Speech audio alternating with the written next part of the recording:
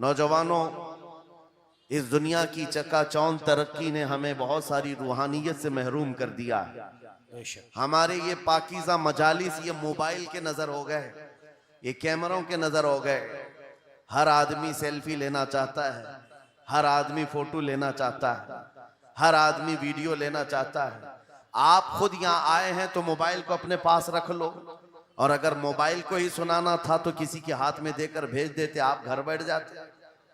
ये मजमा मोबाइलों के लिए नहीं है, आपके लिए है। बेशक बेशक आपके लिए है। आपका जहन और दिमाग हाजिर रहे यहाँ पर, बेशक। ये सोच करके कि मेरे मुस्तफ़ा की बातें सुनाई जाएंगी, क्या बात। कुरान की आयातें कुरान की आयत पढ़ी जाएंगी, हदीस रसूल का जिक्र होगा। लेकिन इस तूफाने बलाखीज में आज हम देखते जा रहे हैं अदब हमसे निकलता चला गया। इसी को कहा था शायर ने, वो अंधेरा ही भला था कि कदम राह पे थे। क्या बात क्या बात। वो अंधेरा ही भला था कि कदम राह पे थे, रोशनी लाई है मंजिल से बहुत दूर हमें। ये तरक्कियों ने हमें बहुत दूर कर दिया है। मेरे अजीजों, यहाँ इंसानों से ज्यादा कैमरे घोड़ों की शक्ल में बैठे हुए हैं।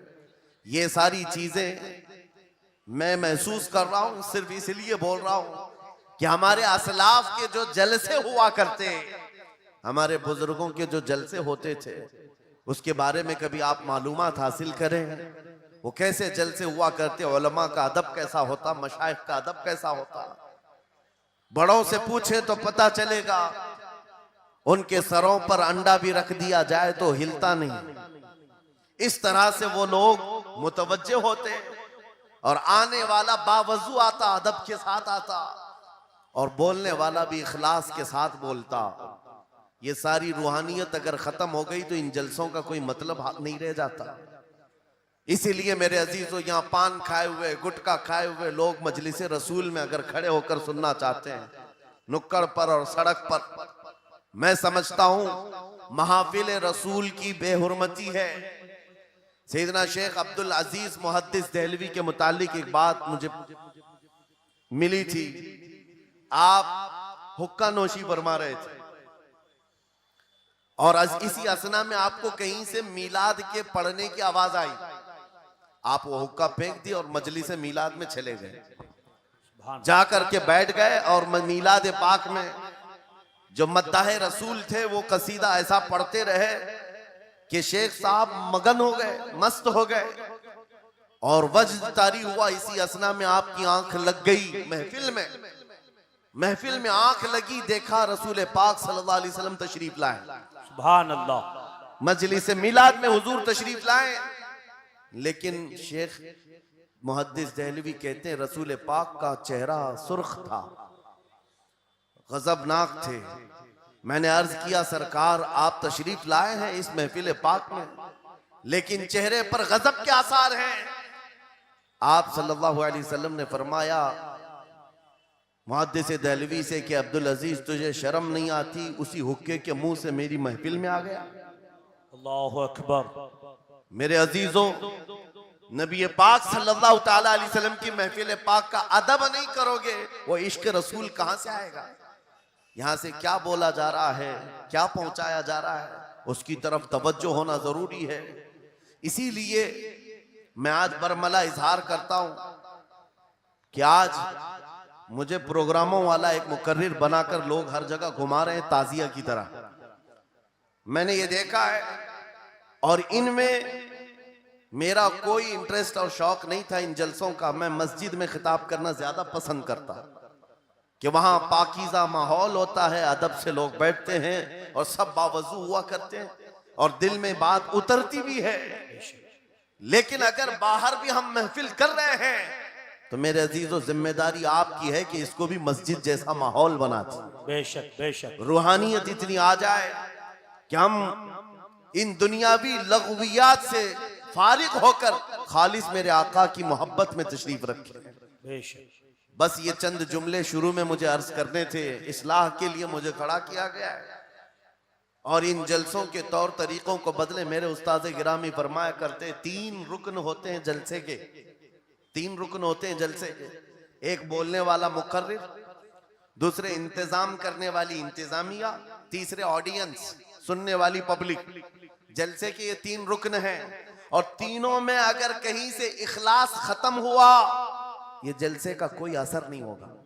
अल्लाहु अकबर। आने वाले लोग भी मुखलिस हों, बोलने वाला आदमी भी मुखलिस हो, जलसा सजाने वाली इंतजामिया कमेटी भी मुखलिस हो, खालिसतन अल्लाह और उसके रसूल की रजा के लिए कर रहे हो, उन जलसों का बहुत असर हुआ करता है, बहुत असर हुआ करता है। लेकिन तीनों में भी आज देखा जा रहा है मेरे अजीजों, जलसा करने वाले इसलिए करने लग गए कि कंपटीशन करना है। उन्होंने इतना बड़ा किया, हम उससे बड़ा करेंगे। उन्होंने इस मुकर्रिर को बुलाया था, हम इस मुकर्रिर को बुलाएंगे। उन्होंने इतना खर्चा किया था, हम इतना चंदा करेंगे। आने वाली पब्लिक भी एंटरटेनमेंट के लिए आने लग गई कि हम देखते हैं इनके यहाँ कितने नारे लगते हैं, उनके यहाँ कितने नारे लगते हैं। बोलने वाला भी यही सोचने लग गया कि इनके ऊपर कितनी धौंस जमा सकता हूं, इन लोगों को कितना मैं अपनी तरफ अट्रैक्ट कर सकता हूं। अल्लाह शाहिद है, मैं इस चीज के लिए आपके सामने नहीं आया हूं। पूरे मजमे में आप भी खामोश बैठे रहे, नाज़िम इजलास भी और जिनके हाथ में माइक है ये भी, आप दिल में सुभान अल्लाह कहें और दिल में ही नारा लगाएं। मेरी बात मुकम्मल होने तक तवज्जो से सुनते रहें। ये खामोशी अब ये बता रही है कि ये चौक पर नहीं गुंबद खजरा की छांव में हो रही। सुभान अल्लाह, सुभान अल्लाह। वरना होगा ये कि रास्ते पर शोर शराबा और सड़कों को जाम किया जाना लोगों की नजर में ये ऐब मालूम होता है। लेकिन इसी माहौल को हम बदल करके भी जा सकते हैं। यह हमारा शिवा है पूरी दुनिया में कि सिर्फ और सिर्फ रसूल पाक की गुलाम कौम ऐसी है जो 1 मिनट में पूरा सन्नाटा तारी कर सकती है। किसी ने एक साहब से पूछा था, वेल ट्रेन्ड फौज जो होती है, चाहे वो अमेरिका की हो कि रशिया की हो कि जापान की हो, चाइना की हो, उनसे पूछा गया कि अगर 10,000 फौज को सफों में खड़ा करना हो और उनको रेडी करना हो तो आपको कितना टाइम लगेगा? किसी के बारे में कहा कि अमेरिकी फौज के लिए हमें 4 घंटे लग जाएंगे, हम तरतीब दे देंगे। रशियन फौज के लिए 3 घंटे लग जाएंगे, चाइनीज और एक्टिव हैं, 2 घंटे में अपनी सफे तरतीब कर लेंगे। उस मुसलमान दानिश्वर ने कहा, अल्लाह का करोड़ों एहसान है, 1 लाख से ज्यादा का मजमा होता है हरम काबा में भी और हरम रसूल में भी। इमाम सिर्फ 1 मिनट में कहता है सफे दुरुस्त कर लो, किसी को डंडा मारने की जरूरत नहीं, सबकी सफे खुद दुरुस्त होती है। ये कौम है जो अपनी सफे खुद दुरुस्त करती है। मस्जिदों में, जुमा में, ईदगाह में जाकर कोई लकड़ी लेकर नहीं फिरता कि अपनी अपनी सफे दुरुस्त कर लो। हर एक को इतना शऊर है कि अपनी सफे कैसे दुरुस्त की जाती है। जब आपको अल्लाह ताला ने ये नेमत अता की है, मस्जिदों में सफे दुरुस्त कर सकते हैं 1 मिनट के अंदर, ईदगाह में 1 मिनट में हमारी सब दुरुस्त हो सकती है। ऐ नौजवानों, दुनिया को ये बताओ, सिर्फ मस्जिद और ईदगाह नहीं, दुनिया के हर मैदान में हम अपनी सफे दुरुस्त कर सकते हैं। सुभान अल्लाह। हर मैदान में हमारी सब दुरुस्त हो सकती है। ये अल्लाह की तरफ से दी हुई बहुत बड़ी नेमत है। बस अब मजमा जो खामोश है और मुतवज्जे है, अब मेरी बात को आगे मैं बढ़ाता हूं, तवज्जो से सुने। कुरानी उलूम के मुताल्लिक आपके सामने चंद बातें रखूंगा, इसलिए कि मुझे कहा गया बड़ा पढ़ा लिखा मजमा है और मुसलमान के लिए पढ़ा लिखा होना बहुत लाजिम है, इसलिए कि जिहालत इस्लाम का अपोजिट है। जिहालत इस्लाम का अपोजिट है। आपको एक बात मैं बताऊं, जब भी कहा जाता है दौरे इस्लाम में, यानी हुजूर सल्लल्लाहु अलैहि वसल्लम की आमद के बाद के हालात को दौरे इस्लाम कहते हैं, उससे पहले वाले जमाने को दौरे जिहालत कहते हैं। जबकि इस्लाम का अपोजिट तो कुफ्र होना चाहिए, कुफ्र होना चाहिए। ये दौरे इस्लाम है और इससे पहले दौरे कुफ्र था। नहीं, दौरे इस्लाम से पहले वाले दौर को दौरे जिहालत कहते हैं, इसलिए कि बताना है इस्लाम और जिहालत दो अपोजिट चीजें हैं, दो अपोजिट चीजें हैं। जाहिल हो और मुसलमान हो, उसे जेब नहीं देता।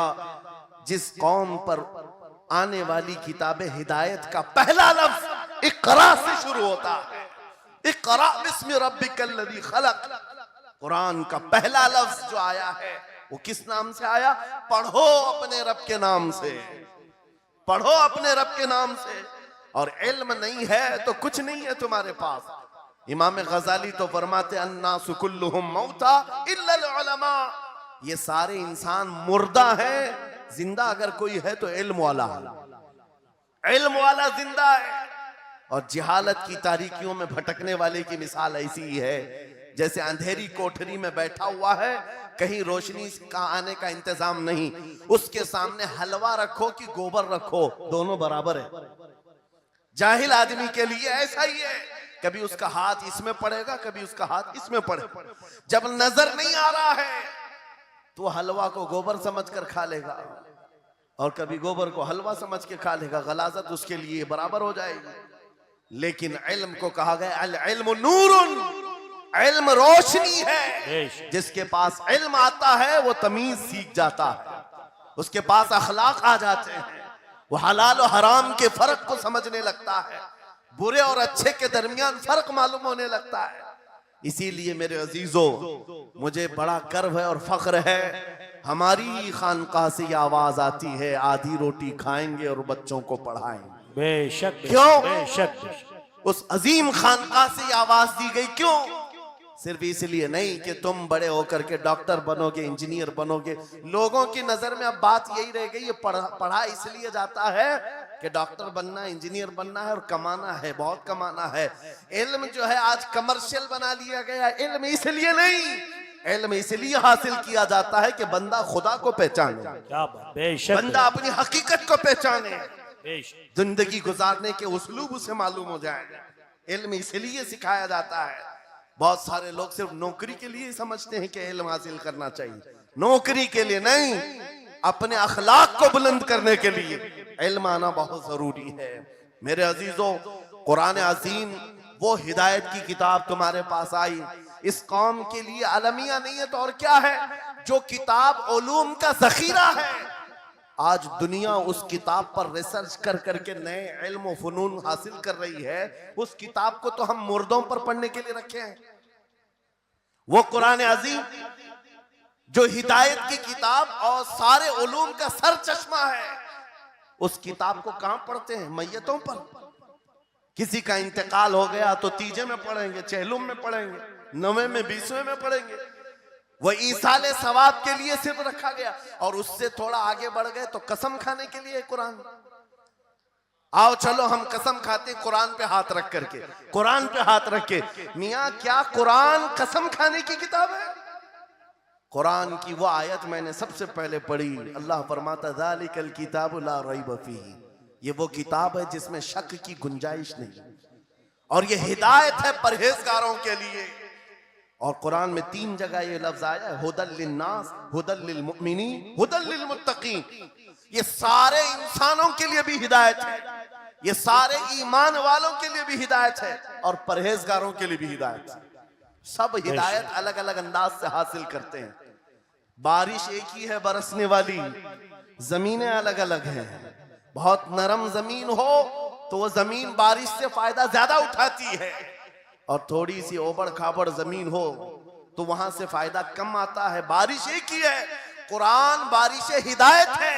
जिसके दिल की जमीन जितनी नरम होगी उतना वो उससे हिदायत उठाए, सुभान अल्लाह। बेशक। उतना उससे फायदा उठाएगा। और आज हालात ये हैं, ऐ नौजवानों, अपने दिल पर हाथ रख करके बताओ, कुरान कितने लोगों ने पढ़ा है?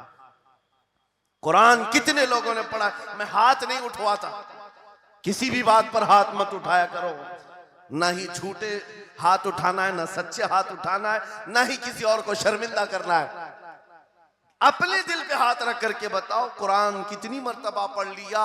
क्योंकि कुरान पाक, बहुत सारे लोग ये समझते हैं मदरसे में बचपन में एक बार पढ़ लिया तो उसका हदिया हो गया, खत्म हो गया है, अब इसके बाद फिर हमारी मैयत पे ही पढ़ा जाएगा। इसलिए तो कुरान के उलूम से नावाकिफ हो गए। अरे समझना तो दूर की बात, देख करके पढ़ना भी मुश्किल है। आज लोगों का देख कर पढ़ना मुश्किल हो गया। कुरान, तुम्हारे पास बहुत सारी किताबें नहीं है, बहुत सारे ग्रंथ नहीं, बहुत सारे वेद नहीं है जिनका शुमार ही नहीं है। तुम्हारे पास ओनली वन, एक किताब कुरान पाक, ऐसी महफूज किताब जिसके बारे में अल्लाह ताला खुद फरमाता है सूरह कमर में, वलक़द यस्सरनल कुरआन लिज़िक्रि फ़हल मिन मुद्दकिर। हमने कुरान को याद करने के लिए आसान बनाया है कोई याद करने वाला? 4 बार ये आयत है। अल्लाह ताला फरमाता है कोई याद करने वाला? अल्लाह जब फरमा रहा है कुरान आसान है तो कौन कहता है ये मुश्किल है? हमने खुद अपने हाथों तबाही को दावत दी है। दर्स कुरान को अगर हमने न भुलाया होता, ये जमाने ने जमाना न दिखाया होता, वो जमाने में मुअज़्ज़ज़ थे। मुसलमान होकर आज हम खार हुए हैं, तारीके कुरान होकर आज हम छोड़े बैठे हुए हैं। कुरान अजीम को छोड़कर बैठना कितनी बड़ी गुमराही है। आज हालात ऐसे आ गए कि कुरान को बदलने की बातें होने लग गई। क्यों? तुम उठाते ही नहीं। 26 आयतें निकाल दो, 25 आयतें निकाल दो, इसमें ये बातें उसमें वो बातें हैं। मुसलमान को तो पता भी नहीं है कौन सी आयतों के बारे में ये वावेला मचाया जा रहा है। अरे तुम पढ़ो, तुम्हारे लिए कुरान आया है।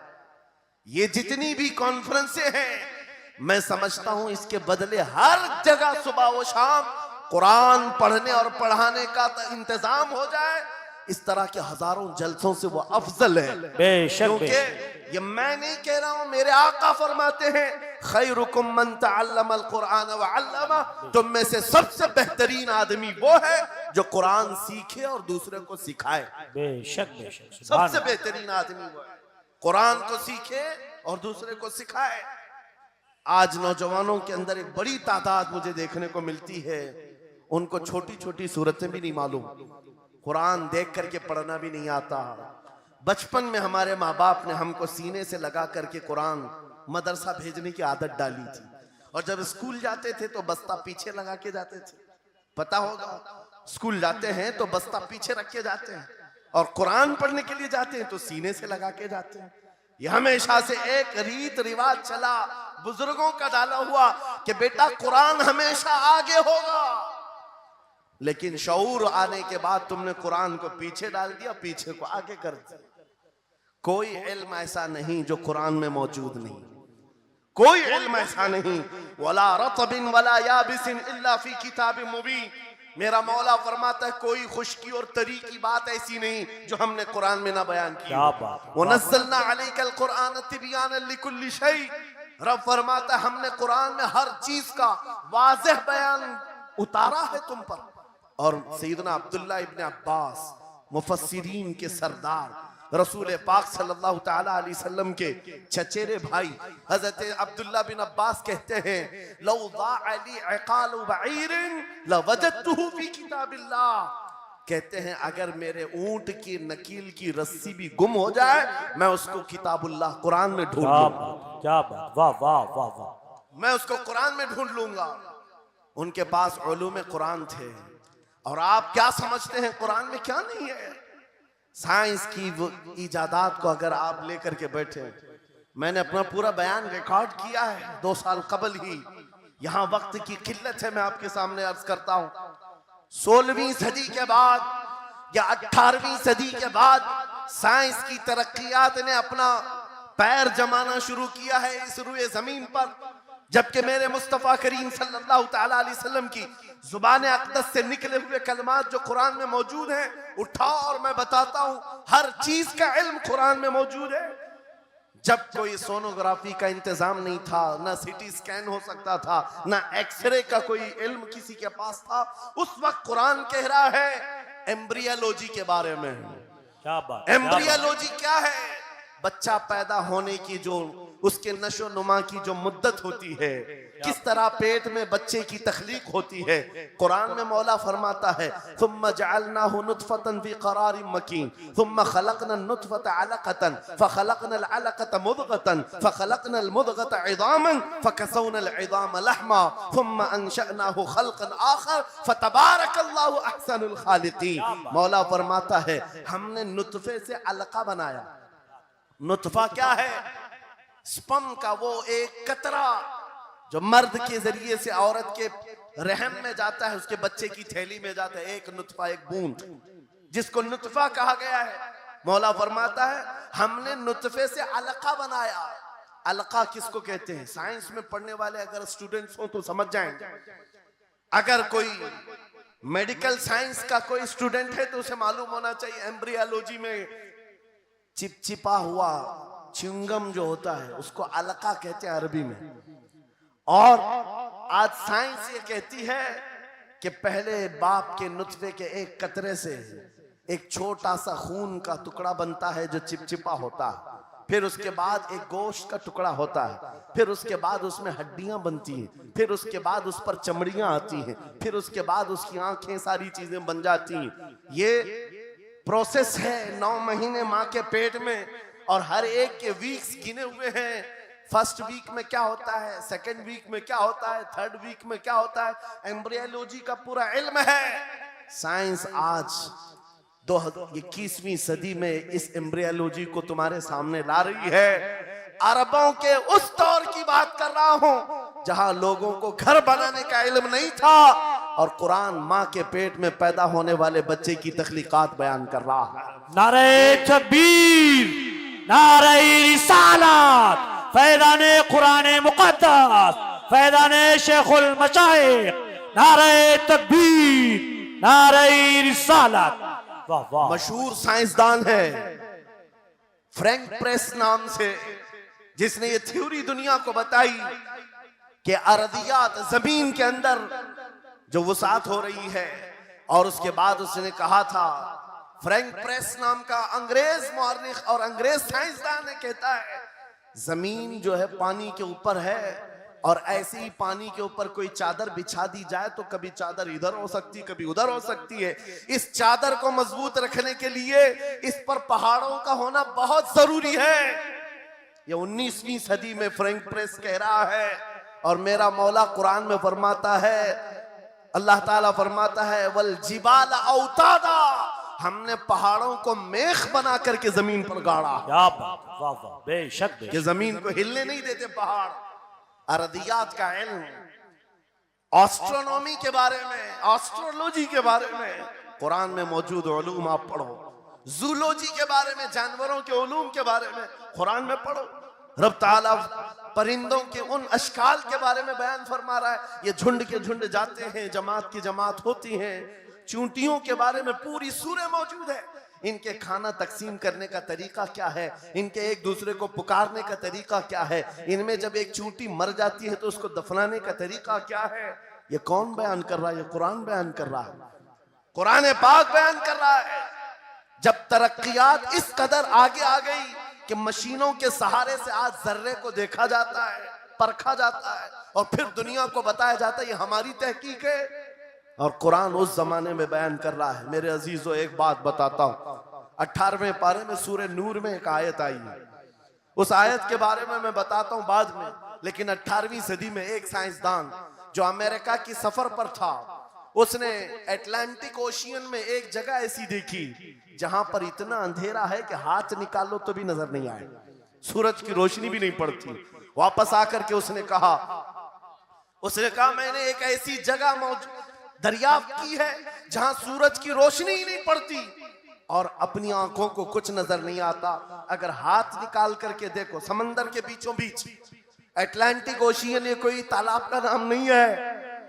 ये लंबा सफर तय करके कोई एक जगह को ढूंढ लिया एक साइंसदान, और आकर के दुनिया को बता रहा है मैंने एक ऐसी जगह मालूम की जहां पर खूब अंधेरा होता है, हाथ भी नजर नहीं आता। जब वो आकर के बताता है, एक आलिम रब्बानी ने कुरान की आयत पढ़ी, मौला कुरान में फरमाता है इज़ा अखरजा यदहु लम यकद यराहा व मन लम यजअलिल्लाहु लहू नूरन फमा लहू मिन नूर।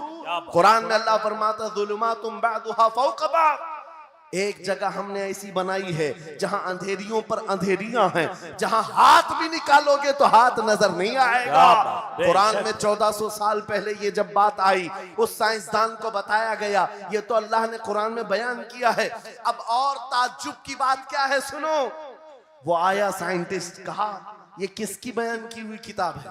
कहा मोहम्मद रसूलुल्लाह की, मक्का में पैदा हुए, मदीने में जिंदगी गुजारी, आखिर दिन की। उसने कहा मैं उनके बारे में जानना चाहता हूं, हो सकता है वो समंदरों के बहुत बड़े माहिर थे, वो समंदरी उलूम के बारे में बहुत कुछ जानते थे, उन्होंने जिंदगी का बहुत सारा हिस्सा समंदरों के सफर में गुजारा होगा। उस जमाने में उनको अटलांटिक ओशियन में मौजूद ये अंधेरा कैसे पता चला? ताज्जुब की बात है, हैरत की बात है। जब उस साइंसदान से कहा गया, ए अजीज, हकीकी बात तो यह है कि पूरी 63 साला जिंदगी में मेरे आका एक बार भी समंदर के पास नहीं गए, एक बार भी इत्तेफाक नहीं हुआ। तब वो कहता है, जो बंदा कभी समंदर के सफर पर गया ही नहीं और वो अटलांटिक ओशियन में मौजूद अंधेरियों की बात करता है, तो फिर ये अपने पेट से नहीं, ये अल्लाह की बात कर रहा है। क्या बात, बेशक ये बेशक खालिक समंदर की बात कर रहा है, बेशक, जिसने वो अंधेरियां पैदा की। मेरे अजीजों, आपसे मेरा खिताब इसलिए है कि जो जखीरे अल्लाह ताला ने हमारी किताब मुकद्दस में रखे हैं, इसको हल करते करते लोगों के बाल सफेद हो गए, और तुम तो अखलाक सीखने के लिए ऐसे लोगों के पास जाते हो जिनको पेशाब करने का तरीका नहीं मालूम। क्या बात, बेशक। कुरान के उलूम क्या कम है तुम्हारे पास? अब मैं आता हूं, ये तो साइंसी बातें हो गई, मैथमेटिक्स तो पूरा कुरान में इतना है, बयान करते करते मैं सुबह कर डालूं। कुरान पाक के अददी एजाजात, कुरान पाक के हिसाब, रियाजी, मैथमेटिक्स के फंडे, बहुत कुछ है। फिजिक्स के बारे में है, ज्योग्राफी के बारे में है, अलजिब्रा के बारे में है, साइंस के बारे में है। ये तमाम उलूम तो एक मिसाल के तौर पर मैं आपके सामने रख रहा हूं, लेकिन अफसोस मैं उस कौम से बात कर रहा हूं जिस कौम ने कुरान को छूना भी बंद कर दिया है।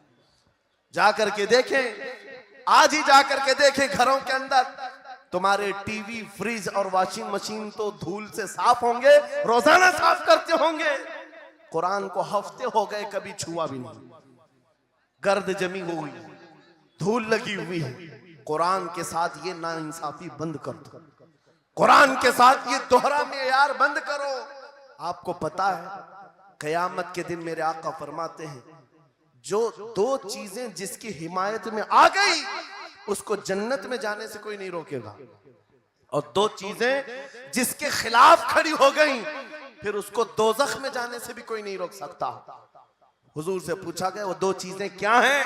हुजूर फरमाते हैं, जिसकी हिमायत में रमजान और कुरान खड़े हो गए उसका जन्नत में जाना तय हो जाता है। क्या बात, वाह वाह। और जिसके खिलाफ खड़े हो गए रमजान और कुरान, हुजूर फरमाते फिर उसका दोज़ख में जाना तय हो जाता है। अल्लाह अकबर। अल्लाह के रसूल, दानाए गुयूब, कायनात के सरदार मेरे आका दुआ करते हैं, अल्लाहुम्मा जअलिल कुरान हुज्जतन लना ला हुज्जतन अलैना। ये मेरे नबी की दुआ है, आप तवज्जो करें। हुजूर जब ये दुआ कर रहे हैं, ऐ अल्लाह कुरान को क़यामत के दिन मेरा हिमायती बना, मेरे खिलाफ ना बना। क्या बात, वाह। साहिब कुरान खुद कह रहे हैं, क़यामत के दिन इसको हमारे खिलाफ ना खड़ा कर, कुरान को हमारा हिमायती बना। ऐ लोगों, हम कौन सी जिंदगी गुजार रहे हैं आज? बहुत दूर हम आ चुके हैं, बहुत दूर हम आ चुके हैं। आज कुरान की तालीम को भी इतना सस्ता समझा जाता है, इतना सस्ता कि आपके पास अगर बच्चे के पास टाइम हुआ तो मदरसा भेजो, नहीं तो छोड़ो जाने दो। मदरसों में आने वाले वो बच्चे जिनकी नाक बह रही हो, कपड़े ढंग के ना हो, कारी साहब और हाफिज साहब खुद ही उसको साफ भी करें, खुद ही पढ़ा करके भी भेजे। क्या तुम अपने वक्त की मशहूर कॉन्वेंट स्कूल में भी इसी तरह अपने बच्चों को भेजते हो? वहां पर गैर हाजिरी से कितना डरते हो, अपनी छुट्टियां तर्क कर देते हो, रिश्तेदारों से मिलना बंद कर देते हो। नहीं, बच्चे की स्कूल छूट सकती है, लेकिन कुरान के साथ कैसा दोहरा सलूक है, कुरान के साथ कैसा मेयार है। आपको मैं बताता हूं, इमाम हमारे सिराजुल उम्मा इमाम आजम अबू हनीफा रज़ी अल्लाह ताला अन्हु अपने बेटे को जिस कारी कुरान के पास पढ़ने के लिए भेजा करते थे, कारी साहब ने इमाम आजम के बच्चे को पूरा कुरान पढ़ा दिया। नाजरा कुरान की बात कर रहा हूं। जब पूरा कुरान बच्चे ने पढ़ लिया तो इमाम आजम अबू हनीफा को ये मुबारकबादी दी गई कि आपका बच्चा पूरा कुरान पढ़ चुका है हाफिज साहब के पास। तो इमाम आजम बड़े ताजिर थे अपने जमाने के, उन्होंने क्या किया, उस कारी साहब को 4 लाख दिरहम नजराने में भेजा। सुभान अल्लाह। कितना? 4 लाख दिरहम चांदी के सिक्के होते थे। इमाम आजम अबू हनीफा ने जैसे ही कारी साहब के पास जो कुरान पढ़ाए थे ये नजराना भेजा, उनके पास ये नजराना पहुंचा। 4 लाख तो छोड़ो, आज के जमाने में 4000 भी किसी को देता नहीं। हाफिज कुरान अगर किसी बच्चे को पढ़ाया है, और मैं मांग भी नहीं रहा हूं कौम से, इमाम आजम की बात बता रहा हूं। जब नजराना कारी साहब को पहुंचा, उन्होंने देखा 4 लाख दिरहम मेरे पास आए, इतनी बड़ी रकम, बच्चे को खाली कुरान ही पढ़ाया था। दौड़े दौड़े वापस इमाम आजम अबू हनीफा के दौलत कदे पर आ गए। घर पर आए, कहा हुजूर आपसे मैं ये पूछना चाहता हूं कहीं गलती से तो ये रकम मेरे पास नहीं आ गई, ये किस लिए दी गई है? कहा कि ये तो आपने कुरान बच्चे को पढ़ाया, मैंने हदियतन भेजा है। कहा हुजूर सिर्फ नाजरा कुरान ही तो पढ़ाया, इतनी बड़ी रकम? इमाम आजम अबू हनीफा ने कहा कारी साहब आज चले जाओ, और अपने बेटे को बुलाया, इधर आ बेटा, कल से इस हाफिज के पास पढ़ने के लिए तू हरगिज नहीं जाएगा, कल से इसके पास तू इल्म हासिल करने नहीं जाएगा। बच्चे ने पूछा हुजूर क्या हो गया? कहा जो बंदा मेरे 4 लाख दिरहम को कुरान से बड़ा समझता है, मैं उसके पास अपने बेटे को नहीं पढ़ा सकता। वाह वाह वाह, मैंने तो कुरान का एक हर्फ की कीमत नहीं अदा की, उसने कुरान के ऊपर मेरी रकम को समझ लिया। आज हमने कुरान को कहां समझ लिया है? वो इमाम आजम अबू हनीफा फरमाते हैं जो कुरान से ज्यादा माल को अहमियत देता है उसके पास बच्चों को पढ़ाओ भी मत, ना पढ़ाओ। अजीजा ने गिरामी वकार, हमारा ये दोहरा सलूक, हमारा ये दोहरा मेयार कुरान के साथ जो हमारी नाइंसाफी है, हमें अखलाकी पस्ती में लाकर खड़ा कर चुकी है, अखलाकी पस्ती में लाकर खड़ा कर चुकी है। अरे हम देख रहे हैं आयरा गैरा नत्तू खेरा हमें सिखाने आ रहा है, बढ़ाने आ रहा है कि तुम्हें डेवलपमेंट के बहुत सारी चीजें बताई जाती हैं कि तुम्हारी पर्सनालिटी डेवलपमेंट क्या होती है। अलीगढ़ वाले तो नौजवान बहुत सारे जो स्टूडेंट्स हैं जानते हो, बीए कर लिया, एमए कर लिया, बीकॉम कर लिया या कुछ भी कर लिया, डिग्री हासिल कर लिया। बड़ी बड़ी कंपनियां आज पूछती हैं कि इसके पास पर्सनालिटी डेवलपमेंट है या नहीं। ये क्या है पर्सनालिटी डेवलपमेंट? कुछ बड़े बड़े शहरों के नौजवान हमारे पास आए थे, कहा हम कोर्स कर रहे हैं। कहा मैंने पूछा इसमें होता क्या है? कहा इसमें सिखाया जाता है बैठना कैसा है, लोगों से मिलना कैसे है, खाने के लिए बैठे तो चम्मच कहाँ रखना है, बर्तन कहाँ रखना है, लोगों से हैंडशेक कैसे करना है, ये सारी चीजें सिखाई जाती हैं। मैं नौजवानों से पूछा कि अच्छा कितने महीने का? कहा कहीं 6 महीने का, कहीं साल भर का।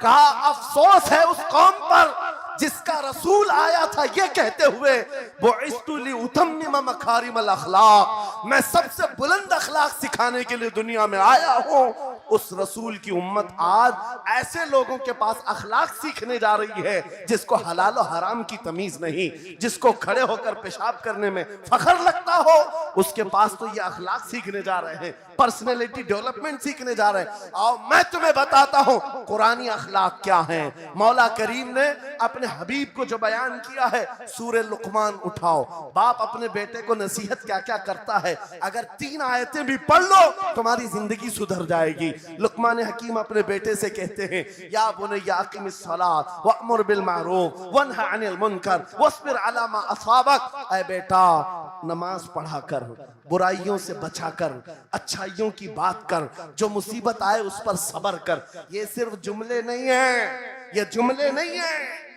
लुकमान हकीम ने अपने बेटे को जो डराया था, कुरान कहता है या बुनैया इन्नहा इन तकु मिस्काल हब्बतिन मिन खरदलिन फतकुन फी सखरतिन औ फी समाई औ फिल अर्दी याति बिहा अल्लाह। आज हर बाप को चाहिए कि ये नसीहत अपने बेटे को करे। क्या बात, हर बाप अपने बच्चे को ये बात बताए, सुनो क्या लुकमान कहते हैं, बेटा बुराई अगर तूने कर लिया, ये मत समझना कि मैं रात के अंधेरे में छुप कर लिया।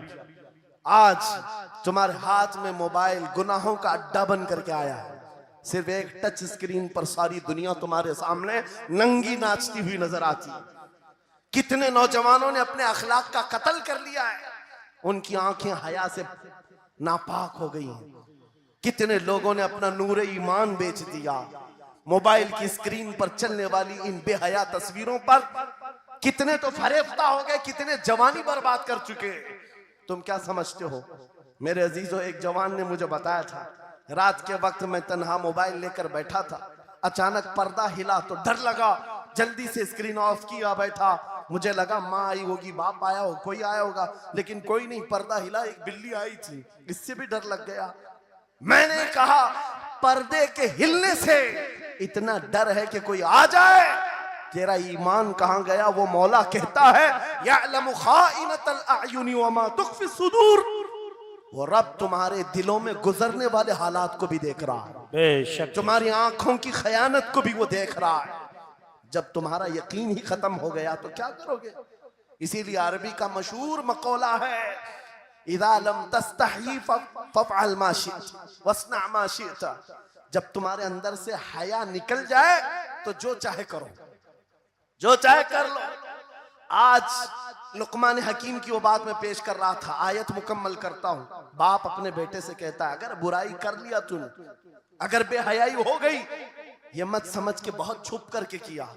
आज से 4000 साल पहले लुकमान हकीम कह रहे हैं अपने बेटे से, अगर बुराई तो आसमानों में जाकर करेगा, या पहाड़ के अंदर घुस कर करे, या जमीन के अंदर जाकर करे, कहीं पर भी कर ले। जबकि ये तीनों चीजें उनके जमाने में नहीं थी, न पहाड़ों के अंदर जाकर के करने का तसव्वुर, न जमीनों के अंदर जाने का, न आसमानों में उड़ने का तसव्वुर। ये सब आज के दौर में मुमकिन है। और लुकमान हकीम कहते हैं, अगर तू इन सब जगहों पर जाकर कहीं पर भी करेगा, याती बिहल्लाह, अल्लाह वो तेरे सामने लेके आएगा। बेशक फमन यअमल मिस्काल ज़र्रतिन खैरन यरा वमन यअमल मिस्काल ज़र्रतिन शर्रन यरा। तुम अगर राई के दाने के बराबर भी नेकी करो, अल्लाह वो तुम्हें दिखाएगा। राई के दाने के बराबर भी बुराई करो, अल्लाह तुम्हें दिखाएगा।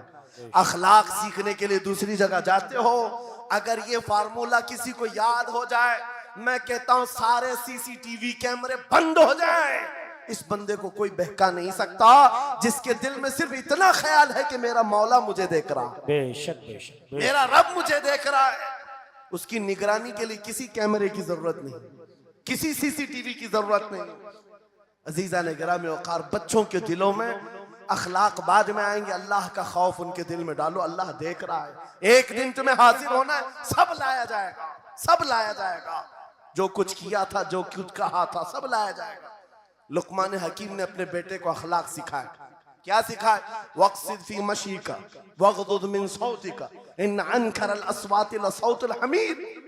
चलना हो तो मियाना अंदाज में चलो, ऐसे नहीं कि अकड़ कर चलना है या झुक कर चलना है, एतदाल के साथ चलो और आवाज को नरम रखा करो।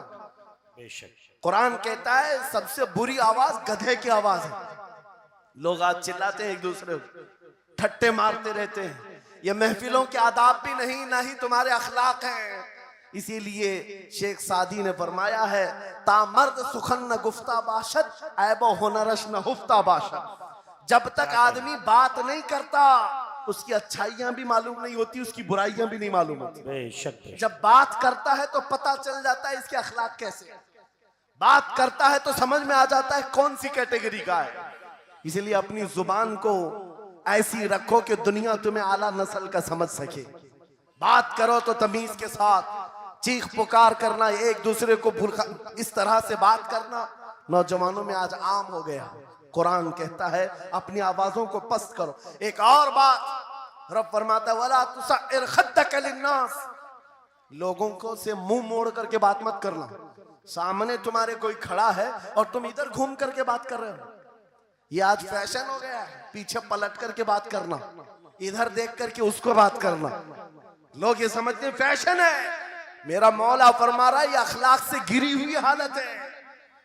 जब बात करो तो आमने सामने, लोगों से मुंह टेढ़ा करके बात ना करना। ये अखलाक कौन सिखा रहा है? ये कुरान अजीम है। तुम पर्सनालिटी डेवलपमेंट सीखने की बात कर रहे हो, तालीमात इस्लाम को छोड़कर क्या पर्सनालिटी डेवलपमेंट हासिल कर पाओ?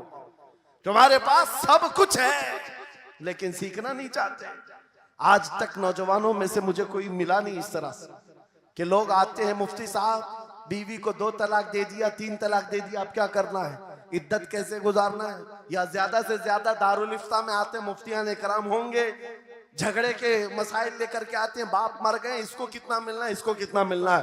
अरे जिंदगी गुजर गई, कभी आ करके ये क्यों नहीं पूछा मेरे घर में मंगनी हो रही है, शादी हो रही है, ये बताएं मेरे मुस्तफा ने कैसे शादी की? क्या बात है, क्या बात, बेशक। ये क्यों नहीं पूछा? मैं बीमार हो गया हूं, मुझे बताएं रसूलुल्लाह ने बीमारी के आलम में क्या कहने का हुक्म दिया? क्या बात, अगर तलब हो मेरे नबी के पीछे चलने की तो बंदा ढूंढ ढूंढ कर चलेगा, बेशक, ढूंढ ढूंढ कर चलेगा। बेशक। हजरत इमाम अबू यूसुफ के बारे में और बाद ने इमाम अहमद बिन हम्बल के बारे में कहा कि आपने कलिंगड़ खाने का बहुत शौक था, तरबूज, आप तरबूज कहते हैं? हाँ, हमारे यहाँ मुंबई में इसको कलिंगड़ कहते हैं। और उन्होंने ये कहा कि ये सुन्नत भी है। मुझे रिवायत मिली है कि हुजूर ने भी खाया लेकिन जिंदगी भर खाए नहीं। मुरीदीन ने पूछा कि हुजूर जब सुन्नत भी है और आपको शौक भी है, खाते क्यों नहीं? कहते हैं अब तक मैं वो तरीका ढूंढ रहा हूं कि मेरे नबी ने कितने टुकड़े करके खाए। अल्लाह अकबर, अल्लाह अकबर, वाह वाह। मुझे वो तरीका चाहिए। हुजूर के पीछे चलने वाला ढूंढ ढूंढ करके अमल करता है। और आज हमने जिंदगियां ऐसी बनाई हुई हैं कि लगता है दारुल इफ्ता मुफ्ती और उलमा सिर्फ तलाक के लिए हैं, ये इद्दत के मसले पूछने के लिए, विरासत के मसले पूछने के लिए। अरे हमें भी काम दो, हम ढूंढ ढूंढ कर तुम्हें बताएं मेरे नबी चलते कैसे थे, मेरे नबी बात कैसे करते थे, लोगों से मुसाफा कैसे करते थे, लोगों के सामने आते तो कपड़े कैसे पहनते थे, मेरे नबी की नमाजें कैसी थी, हुजूर जब दस्तरखान पर बैठते कहां से शुरू करते कहां से खत्म करते। इस काम पर भी तो उलमा को लगाया करते ताकि तुम्हें पता चलता मुझे कहीं और से अखलाक सीखने की जरूरत नहीं, दुनिया के सारे अखलाक मेरे नबी के कदमों में मौजूद है। नारे तकबीर, नारे रिसालत, फैज़ाने खानकाए बरकात, फैज़ाने खानकाए बरकात, शेरे रज़ा, शेरे रज़ा, फैज़ाने शेखुल मशाइख, नारे तकबीर, नारे रिसालत, वाह वाह। दर्स कुरान को अगर हमने न भुलाया होता, ये जमाने ने जमाना न दिखाया होता। इको बंद कर दो, इको। कुरान पाक के सिलसिले में मुझे बयान करने का हुक्म दिया गया, बस मैं वही बातें कर रहा हूं। मैं आपको अपने मौजू से जो मुताल्लिक है वो बातें अर्ज करता हूं। कुरान क्या तमीज सिखाता है। आज घर घर के अंदर जो एक बहुत बड़ी बला आई हुई है, हर तीसरा चौथा घर ये शिकायत लेकर के आता है बेटा हाथ से निकल गया, बेटी हाथ से निकल गई। माँ बाप इस बात के लिए रोज परेशान है, बेटा हाथ में नहीं आता, बेटी हाथ में नहीं आती। जहां ये जवान हुए 10वीं पास किया, ये मुंह दिखाते हैं हमको, आंख फिराते हैं हमको। फरमा बरदार बच्चों की कमी बहुत कम हो गई। गलती इन बच्चों की नहीं, उन माँ बाप की भी है। तुमने इनकी तरबियत तो खिलौनों से की है। इनकी तरबियत में तो तुम चाहते थे कि हर संडे इनको पिकनिक पर ले जाएं, बच्चा खुश हो जाएगा, इनको घुमाएंगे फिराएंगे, जो बच्चा मांगेगा सब ला कर देंगे। अरे ये 14 साल का नहीं हुआ, हाथ में मोबाइल भी पकड़ा दिया, सब कुछ कर दिया बच्चे के लिए। और अब बाप ये सोचता है ये 16 साल का हो जाए तो मेरी बात मानना चाहिए। एक बात याद रखो, जमीन में अदरक बो करके गन्ना आने की उम्मीद मत रखना। बेशक बेशक, जो बोते हो वही फसल आती है। मेरे नबी ने फरमाया अल्लिमु औलादकुम सलासा खिसालिन हुब्ब नबीकुम व हुब्ब अहली बैतिही व तिलावतल कुरानिल करीम। मेरे आका की हदीस है, हुजूर फरमाते हैं अपनी औलाद को सबसे पहले 3 बातें सिखाओ, 3 बातें सिखाओ। क्या है? नंबर 1 अपने नबी की मोहब्बत सिखाओ। बेशक, सुभान अल्लाह। क्या होगा इससे? तुम जिस बात के लिए आज परेशान हो ना, 16 साल के बाद मेरा बच्चा मेरा फरमाबरदार बने, याद रखो तुम अगर इस बच्चे को नबी की मोहब्बत डालो, 16 साल नहीं तुम्हारा बेटा 60 साल का होगा, तब भी सर झुकाकर तुम्हारे साथ खड़ा रहे। क्या बात, बेशक बेशक। तुम उसके दिल में अल्लाह रसूल की मोहब्बत डालो, अल्लाह तुम्हारी मोहब्बत उसके दिल में डाले। बेशक बेशक, ये रिटर्न दिया जाता है। नंबर 1 अपने नबी की मोहब्बत, नंबर 2 रसूल पाक के अहले बैत की मोहब्बत। मेरे आका फरमाते हैं बच्चों को सिखाओ। तीसरी चीज कुरान की तिलावत। ये 3 चीजें सिखाओ सबसे पहले बच्चों को। लेकिन इन 3 चीजों से तो हम बच्चों को छोड़ ही चुके। सबसे पहली चीज जो सिखानी थी वो अपने नबी की मोहब्बत। अजीजा ने गिरामी वखार, आज घर घर के अंदर ये जो मुसीबतें आई हैं, माँ बाप की नहीं सुनता। माँ बाप अगर जवान लोग अभी शादी कर रहे हैं तो अभी से तय कर लो, बच्चा होगा, ये ख्वाब नहीं देखेंगे पहले इसको क्या बनाना है। तुम अगर अल्लाह उसके रसूल की मोहब्बत डालने की ख्वाब लेकर उस बच्चे की तरबियत करो, इंशाल्लाह वो डॉक्टर भी बनेगा, इंजीनियर भी बनेगा, प्रोफेसर भी बनेगा, लेकिन साथ में आशिक रसूल भी बने। सुभान अल्लाह, सुभान। और जहां ये दौलत लेकर के खड़ा होगा, इश्क रसूल की दौलत लेकर खड़ा होगा, और प्रोफेसर भी हो जाए, डॉक्टर भी हो जाए, कुछ भी हो जाए, देखो मशाइख मारा रहा जिनके वालिदैन ने उनकी तरबियत की, उनको दुनियावी उलूम का माहिर तो बनाया है, क्या लेकिन आज तक आपने देखा कॉलेज में पढ़ाने वाला प्रोफेसर लाखों मुरीदीन की दस्तगीरी भी कर रहा हो और उनकी शरीयत और तरीकत को बयान भी करता हो। बेशक। नारे तकबीर, नारे रिसालत, फैज़ाने हसनुल उलमा, फैज़ाने हसनुल उलमा, नारे तकबीर के लिए, वाह वाह वाह, तालीमात इस्लाम के लिए ये घराना आइडियल है। मैं मुबालगा आराई नहीं कर रहा हूं, मुबालगा आराई नहीं कर रहा हूं। जहां पर एक बेटे को बाप ने वक्त का एक बड़ा प्रोफेसर बनाया तुम्हारे इसी शहर का, दूसरा बेटा अगर इनकम टैक्स का चीफ बन चुका हो, क्या बात, तीसरा अगर पुलिस की डिपार्टमेंट में डीआईजी या बड़े ओहदे पर पहुंचा हो, लेकिन हमने हर एक को देखा, चाहे ये दुनिया के किसी मकाम पर जाएं, जब ये अपने असलाफ की बारगाह में आते हैं तो सर झुकाए हुए शरीयत के तरीकत के संगम नजर आते। क्या बात, बेशक बेशक। इसलिए कि इनकी तरबियत सिर्फ और सिर्फ ट्यूशन के बहाने नहीं छोड़ दी गई थी, क्या कहें, लोगों की गोद में डालकर। जैसे आज लोगों को लगता है बच्चे को पढ़ाने के लिए महंगी स्कूल दे दो, अच्छी से अच्छी स्कूल, और बच्चा आए तो शाम में ट्यूशन के लिए किसी टीचर या प्रोफेसर को दे दो। बच्चा तुम्हारी गोद में आया ही नहीं। संडे संडे तो बाप से बच्चे की मुलाकात होती है, और वो भी पिकनिक के नाम पे होती है। क्या कहें, ये हालात जब बच्चों के साथ तरबियत के होंगे तो ये बच्चे जिनसे तरबियत हासिल किए हैं उनके नक्शे कदम पर चलेंगे। लेकिन तुम अगर शरीयत का ट्रांसफर चाहते हो, स्कूल भी पढ़ाओ, ट्यूशन भी पढ़ाओ, लेकिन इश्क़ रसूल की दौलत अपने सीने से इनके सीने में डालो। बिल्कुल बेशक बेशक। अजीजा ने गिरामी, मेरा मौला फरमाता है, वक़ज़ा रब्बुका अल्ला तअबुदू इल्ला इय्याहु व बिल वालिदैनि इहसाना। माँ बाप के साथ भलाई का हुक्म मेरा मौला फरमाता है। रब ने तुम्हारे फैसला किया है अल्लाह के सिवा किसी की इबादत ना करो, वालिदैन के साथ अच्छा सलूक करो। और कैसा सलूक? वला तकुल लहुमा उफ़्फ़िन वला तनहरहुमा, उनको उफ तक ना कहो, उनको झिड़क कर बात ना करो। नौजवानों याद रखो, जिस दिन तुमने अपनी माँ या अपने बाप को उल्टा जवाब देना शुरू किया, उस दिन से तुम पर रिज्क के दरवाजे बंद हो जाते हैं, बरकत के दरवाजे बंद हो जाते हैं।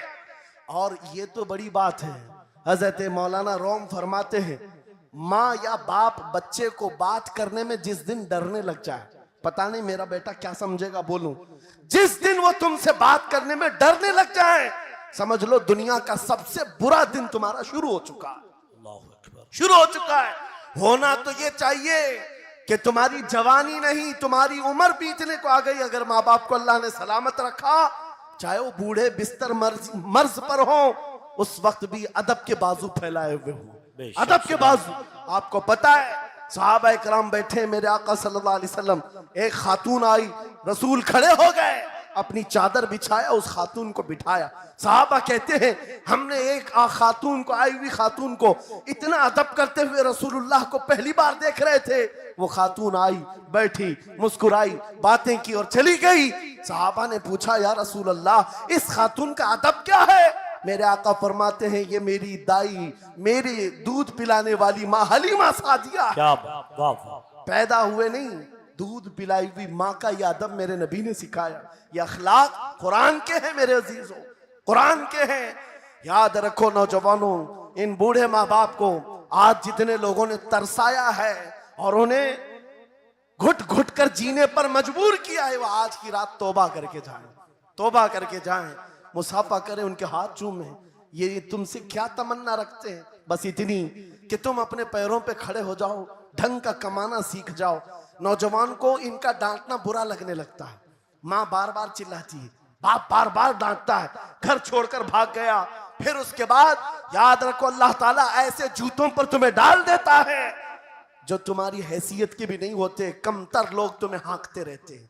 इससे बेहतर है हमें पैदा की हुई माँ, हमें दूध पिलाई हुई माँ अगर डांटती है, कोसती है, मारती है, ये नेमत है। बेशक। एक नौजवान के बारे में मैं अक्सर कहा करता, हमारे साउथ का था, बड़ा बिगड़ा हुआ। माँ मेरे पास आई थी, कह रही थी इसको समझा ले, मैं बेवा हूं, इसका बाप बचपन में मर गया, ये बच्चा 2 साल का था, मेरा शोहर मर गया, मैं घरों की पतेलियां मांझ करके इस बच्चे को बड़ा की हूं, लेकिन आज ये औबाश बन गया है। बदमाशों की दोस्ती। मैंने उस नौजवान को बुलाया था, अपने करीब किया, समझाया, अल्लाह ने उसको समझ दे दी। वो लड़का थोड़ा बहुत सीधे रास्ते पर आया और बेंगलुरु गया था कमाने के लिए। मैंने कहा नौकरी कर, तेरी माँ कुछ नहीं चाहती, वो जिंदगी तो गुजार चुकी, अपने हाथों से कमाई है, बस ये चाहती है कि तेरी कमाई का एक लुकमा खा ले। ऐ नौजवान, क्या अपनी माँ को इतना भी सुख नहीं देना चाहता? गया था कमाने के लिए। मेरे अजीजों, आज भी वो मौजूद है, आज भी है। वो कमाया, महीना भर गुजरा था या 2 महीने, अपनी तनख्वाह लेकर के वतन वापस आया। अपने घर के पास जिस दिन वो पहुंचा था, घर के बाहर बहुत भीड़ जमी थी। लोगों से पूछा उसने तो पता चला उसकी माँ आज ही सुबह इंतकाल की। अल्लाहु अकबर। वो पैसों की गड्डी ला करके जो कमाया था 1 महीने 2 महीने की तनख्वाह, माँ के कदमों में रख दिया। बहुत रोया। ये बात मैं तकरीरों में इसलिए कहता हूँ, उसने कई बार कहा मुफ्ती साहब नौजवानों को सिर्फ इतनी बात कहें, मैं इस अजाब में रोज मरता हूँ। मेरी माँ जिंदगी भर लोगों के जूठे मांझ करके मुझे खिलाती रही और मैं एक लुकमा मेरी माँ को खिला न सका। जिस दिन मैं लाया था पैसे, ये तो दुनिया से चल पड़ी। मुझे आज रोज इस बात का गम सताता है। आप नौजवानों से खिताब करते हैं, कम से कम इनसे कह दें कि तुम्हारे माँ बाप जिंदा हैं, होश में आ जाओ, अपने हाथों से उनको खिला तो सको, उनके हाथ पकड़कर चला तो सको, इसलिए कि दुनिया की अजीम नियामत है। जिसका बाप जिंदा है, जिसकी माँ जिंदा है, उसके हक में वो दुआ कर लें। मेरे आका फरमाते हैं नबियों की दुआ उम्मत के बराबर जो होती है, वो बाप की दुआ बेटे के बराबर होती है। आज मैं गुफ्तगू समेटता हूँ, खत्म कर देता हूँ, इसलिए कि अखलाक इस्लाम बहुत वसी मौजू है, बहुत वसी मौजू है। लेकिन आपके लिए सिर्फ इतनी बात काफी है कि कुरान को छोड़ करके अगर दूसरी जगह सीखने जाओगे तो मारे मारे फिरोगे। आज वापस आ जाओ उसी कुरान पर जिसको मेरे आका ने हमारे उरूज का जरिया बनाया है, हमारी तरक्की का रास्ता बनाया है। जानते हो जब दुनिया के पास पार्लियामेंट नहीं थी, चलाने के लिए उसूल नहीं थे, पूरी दुनिया को कुरान ने उसूल बताए हैं, कानून बताए हैं। इस एक कुरान से फिक़ह हनफी मिला, फिक़ह शाफ़ई मिला, फिक़ह हम्बली मिला, फिक़ह मालिकी मिला। ये तो 4 मैंने नमूने बताए, 1 2 नहीं 18 फिक़ह की तदवीना पूरी दुनिया में मौजूद है। इस कुरान पर लिखी जाने वाली तफसीरों की तादाद पूरी दुनिया की किताबों से सबसे ज्यादा है। 700 तफसीरों के नाम मेरे पास मौजूद हैं। हर तरह से अलग अलग तफसीर की गई है, दुनिया की मुख्तलिफ जुबानों में इसके तर्जुमे किए गए। वो एक कुरान ऐसा है जो आज भी बबांगे दुहल पूरी दुनिया को चैलेंज कर रहा है। अगर तुम अल्लाह की बात को झूठा मानते हो, कुरान की तरह एक आयत ला करके बता दो, एक सूरत ला करके बना दो। आज दुनिया तरक्की बहुत कर चुकी होगी, टेक्नोलॉजी पर ये पाबंदे सलासिल कर चुकी और चांद पर कमंदे डाल चुकी, सूरज की शुआओं को कैद करके करंट बना दिया हो, सयाल मादे से दुनिया ने केमिकल बना दिया, सब बना दिया। लेकिन एक बात तय है, पूरे इंसान मिल जाएं, पूरे जिन्नात मिल जाएं, मेरा मौला फरमाता है फिर भी वो कुरान के मिसल नहीं ला सकते। बेशक बेशक, वाह, कुरान के मिसल नहीं ला सकते। ये मौजज़ा तुम्हारे पास है, ये मौजज़ा तुम्हारे पास है। दुनिया के पास ये दौलत नहीं। उठो वगरना हश्र न होगा फिर कभी, दौड़ो के जमाना चाल अपनी चल गया। मेरे अजीजों, आखिरी बात, ये सारे उलूम तो कुरान में हैं, अखलाक भी कुरान में है, तिजारत के उसूल भी हैं, शादीशुदा जिंदगी के उसूल भी हैं, माँ बाप के साथ हुस्न सलूक भी है, बच्चों की तरबियत भी है, पड़ोसियों से मामलात भी हैं, उस्ताद और शागिर्द के हुकूक भी बयान किए गए हैं। ये सारे फील्ड अपनी जगह पर, लेकिन कुरान का जो गाजा है, कुरान की जो रूह है, कुरान का जो खालिस शहद है, वो क्या है? कुरान पढ़ने वाले को सबसे बड़ी दौलत अगर कोई मिलती है तो अपने नबी से बेइंतहा इश्क करने की दौलत मिलती है। आगाज से आखिर तक कुरान है नाते मुस्तफा, महबूब के बयान का कैसा अनोखा ढंग है। जुनैद बगदादी के जमाने में एक आर्टिस्ट आया था, एक मुसव्विर, लोगों की मुंह बोली तस्वीर खींचता था। अगर कोई आता अपनी महबूबा के बारे में कहता, उसकी आंखें ऐसी, उसकी नाक ऐसी, उसकी भवें ऐसी, उसकी पेशानियां ऐसी, वो उसी तरह से तस्वीर निकालता था, आर्टिस्ट था। और लोगों की कतारें लगी थी अपने अपने महबूब महबूबाओं की तस्वीरें निकालने के लिए, इसलिए कि आपकी तरह मोबाइल उस जमाने में नहीं थे जो हर घड़ी खींच लिया करें। वो जुनैद बगदादी का दौर, आर्टिस्ट तस्वीर निकालता था। जब ये बात पता चली, हजरत जुनैद बगदादी भी उस मुसव्विर के घर चले गए, लाइन में खड़े हो गए। जब आपका नंबर आया तो उस मुसव्विर ने पूछा, मौलाना आपका क्या काम है? वक्त के सैयद ताइफा कहा, मैंने सुना है तू लोगों के महबूबाओं की तस्वीरें खूबहू खींच कर देता है, मैं चाहता हूं मेरे भी महबूब की तस्वीर खींचो। वाह वाह। तो उसने कहा, बताओ। कलम लिया, बैठा, बताइए आपके महबूब का हुलिया क्या है? जुनैद बगदादी कहने लगे, मेरा महबूब कायनात का सबसे हसीन चेहरा रखने वाला, जिसकी भवें ऐसी थी, जिसके गाल ऐसे थे, जिसकी पेशानी ऐसी थी, जिसके हाथ ऐसे, जिसके पैर ऐसे। उस मुसव्विर ने पूछा, बताओ नाम क्या है? जुनैद बगदादी ने कहा, मुहम्मदुर रसूलुल्लाह। उस मुसव्विर ने कहा, रुको जरा, ये तस्वीर तो ऑलरेडी मेरे पास बनी बनाई रखी है। जुनैद बगदादी ने कहा, ये कैसे? लोगों की ऑर्डर पर तू तस्वीर बनाता है, मेरे महबूब की तस्वीर पहले से कैसे रखी है? उस मुसव्विर ने कहा, बात दरअसल ये है, आप जिससे मोहब्बत करते हैं मैं भी उससे मोहब्बत करता हूं, हम दोनों का महबूब एक है, इसलिए तस्वीर पहले से बनी रखी है। जुनैद बगदादी ने कहा, अच्छा लाओ तो जरा हमारे महबूब की तस्वीर देख तो ले। वो मुसव्विर अंदर गया और कुरान पाक ला करके जुनैद बगदादी के सामने रखा और कहा, जुनैद क्या ये मेरे नबी की तस्वीर नहीं है? आंखें देखना हो तो पढ़ो, मा ज़ागल बसर हुआ मा तगा, चेहरा देखना हो तो पढ़ो, वद्दुहा वल्लैलि इज़ा सजा, हाथ देखना हो तो पढ़ो, वमा रमैत इज़ रमैत वलाकिन्नल्लाह रमा, अगर कदम देखना हो तो पढ़ो, ला उक़सिमु बिहादल बलद व अंत हिल्लुम बिहादल बलद, अगर सीना देखना हो तो पढ़ो, अलम नशरह लका सदरक व वदअना अन्का विज़रक, अगर इस नबी की गुफ्तार देखना हो पढ़ो, वमा यंतिकु अनिल हवा इन हुवा इल्ला वहयु यूहा, इस महबूब की अताएं देखना हो तो पढ़ो, इन्ना आतैना कल कौसर। नारे तकबीर, नारे रिसालत, फैज़ाने कुरान मुक़द्दस, फैज़ाने कुरान मुक़द्दस, फैज़ाने खानक़ाह माहिरा, आगाज से आखिर तक कुरान है नाते मुस्तफ़ा, महबूब के बयान का कैसा अनोखा ढंग है। ये तालीमात इस्लाम कॉन्फ्रेंस है, कुरान की तालीमात से ये बात मुझे कहना जरूरी था।